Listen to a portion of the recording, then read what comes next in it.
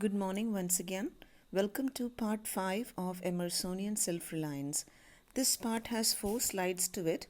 Slide 2 has a diagrammatic representation trying to explain the concept of self reliance and oversoul. Slides 3 and 4 differentiates between intuition and tuition, which has some quotes from Emerson as well as differentiating between these two terms. These are essential to understand the overall gist of the text. By now, you have ample reasons to understand why Emerson has been considered a great moral philosopher. During much of his life, Emerson was considered a radical thinker, and his opposition to established religious opinion was scandalous, causing public outrage. One of his principal contributions is a theory of self reliance, which may be called a view of democratic individuality. I repeat that word. His principal contribution, self reliance, has been called as a view of democratic individuality. You have to analyze the text with reference to this term to understand why self reliance can be considered as democratic, and if you disagree with it, why it is undemocratic. Emerson's deep commitment to individualism was at the root of his critique, and his articulation of individualism was constant if you go through other writings by Emerson.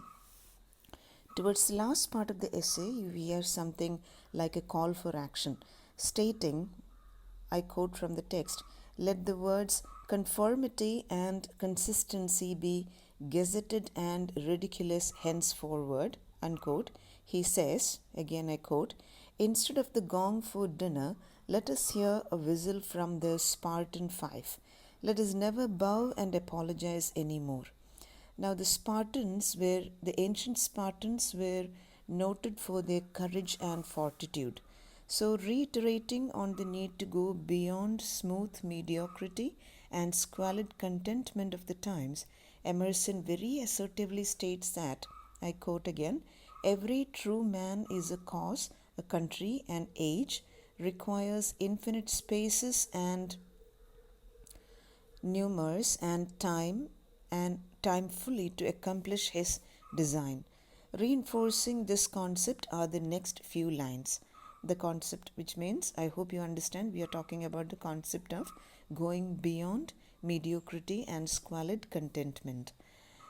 A quote, a man Caesar is born, and for ages after we have a Roman Empire. Christ is born, and millions of minds so grow and cleave to his genius, and he is confounded with virtue and the possible of man. An institution is the lengthened shadow of one man, as monarchism of the hermit Antony, the Reformation of Luther, Quakerism of Fox, Methodism of Wesley,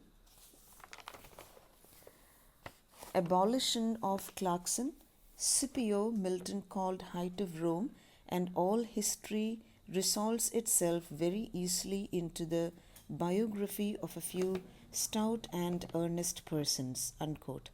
Now, all the names we have mentioned earlier in this quote refer to the founders of different movements or institutions.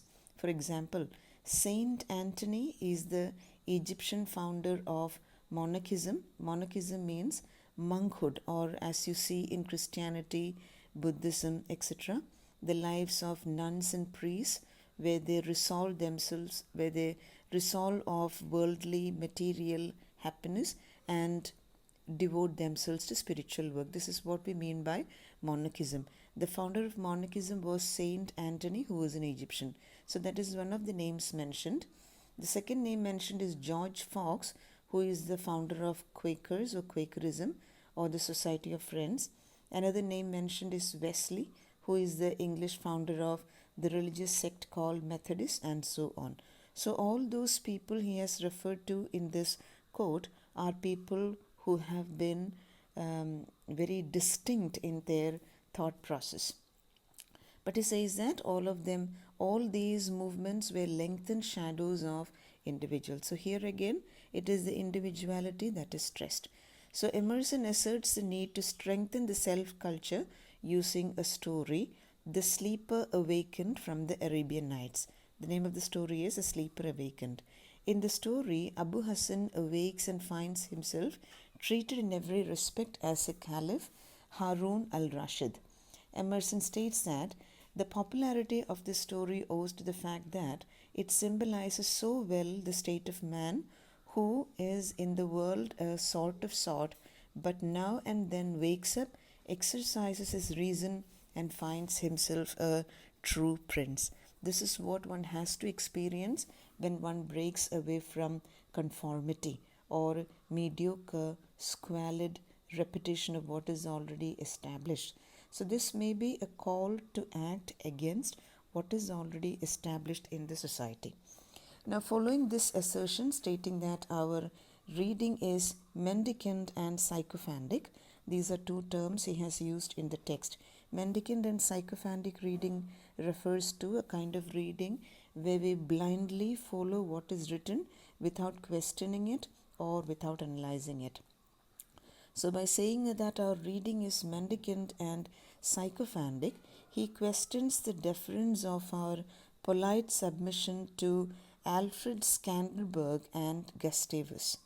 All these are men from history. Alfred is a Saxon king, Scanderbeg is an Albanian patriot whose name was George Castriota, Castriota. I hope the pronunciation is right. And Gustavus was the king of Sweden. Now, when he says, why are we politely submitting ourselves in lot of reference to these people, he boldly asserts that, quote again, when private men shall act with original views, the luster will be transferred from the action of kings to those of gentlemen. So here again the stress is on individuality. Now towards the latter part of the essay, the importance of instinct or intuition has been explored. To get to the importance of intuition, understanding his concept of oversoul may help. That is what I have used the diagrammatic representation here for. And some people or some critics say that this is one way of looking at the religious ideology that Emerson tries to talk about. He doesn't follow the rules and regulations of the established religion, but at the same time, he is not totally against God. If you look at this diagram, you can see that it talks about oversoul, whose messages we get through our instincts and based on which we make our choices. Now, to understand the coming terms, which is intuition and tuition, understanding oversoul is important. The transcendentalist or transcendentalism believes in an all-encompassing soul that animates the universe, which is the source of all wisdom and inspiration. This may be termed the oversoul. Intuition is a gift from this overwhelming source and is hence direct knowledge. So, he differentiates between intuition and tuition. To understand what is intuition, you have to know that he believes in a source of all wisdom and inspiration, or an all-encompassing soul in the universe. Intuition is a gift actually, it doesn't come to everyone, and a thoughtless man cannot see the depth of truth experienced by the self-reliant intuitive person. So here it may be read as self-reliance is a quality that is strongly or very positively connected with one's intuition. Transcendence is gained only through intuitive knowledge. This helps a self-reliant individual evolve eternally for the better, growing more virtuous and noble.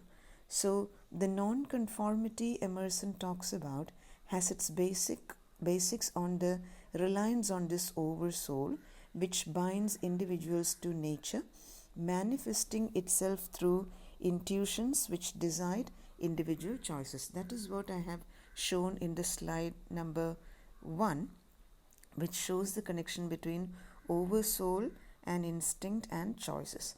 In a self-reliant individual, the connection to the oversoul through instincts is understood and he takes this as direct experience. When the power of oversoul is understood, he can never go for conformity. That is the principle that he states. So in simple terms, we can assume that by self-reliance, Emerson meant depending upon one's innate moral sensibilities, one's reason, and limiting the influence of the external world perceived through one's understanding. I repeat once again, self-reliance means depending upon one's innate moral sensibilities and limiting the influence of the external world perceived through one's understanding. Practically, it might mean being with people and yet forming one's thoughts independently. So, if you look at it this way, it need not mean cutting oneself away from the realities of the society. You stay in the society, but at the same time, you listen to your intuitions, you get connected to the enabling force called your intuitions, and you get connected to the oversoul. Or in other words, Emerson advocates the existence of a direct and experimental way of having access to universal reality, which is named intuition. So every person has a different sense of reality which he gains through his intuition. I hope you have understood the connection between the oversoul, intuition, and individual choices, which is important to be self-reliant. So tuition implies second-hand knowledge and the rational process. Intuition designates the personal and direct experience the subject engages in. So when we look at this way, individual experiences are important, because it is through our individual experiences that we understand the concept of intuition, or what is communicated between us and the oversoul, which is different for every individual. Breaking away from conformity, each person must find an original relation to the universe. This is the gist of self-reliance. What remains in the last part of the essay explaining the relationship between self-reliance and the society. This part he has numbered 1 to 4, which has been explained with clarity in simple language. As he states, let our reading be not mendicant and sycophantic. Do not accept Emerson blindly, for that would be conformity. Evaluate and draw your own conclusions. That is the kind of reading he wants a scholar to have, or a self-reliant individual to have. So what we can do as a part of our reading and learning is ask ourselves a few questions regarding his philosophy. Try to answer them. How do they sound to you? Is it a practical philosophy? If not, why was he a celebrated philosopher and a transcendentalist for a long time in American history?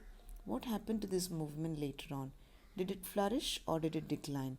Think of reasons if it has flourished, or think of reasons if it has declined. Keep reading into the essay. Make a comparative analysis with other philosophers you have been introduced to.